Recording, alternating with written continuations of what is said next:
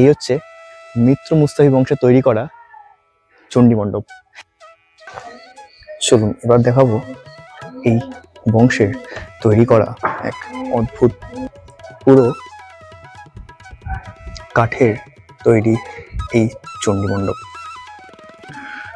ভেতরের কাজটি সম্পূর্ণ কাঠের, ভেতরের কাজগুলি উপরের যে স্ট্রাকচারটি রয়েছে সেটিও কাঠের এবং উল্টানো নৌকার মতো। এখানে এখনো দুর্গাপূজা হয়ে থাকে প্রতি বছর।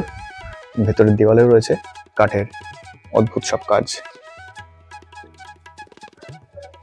এবং সঙ্গে রয়েছে ওপর দিকের উপরে এই চালার কাজগুলি। এবং এই দেখুন এখানে এই যে থামগুলি রয়েছে, থামগুলিও কিন্তু সম্পূর্ণ কাঠের, যার মধ্যে এখানে রয়েছে।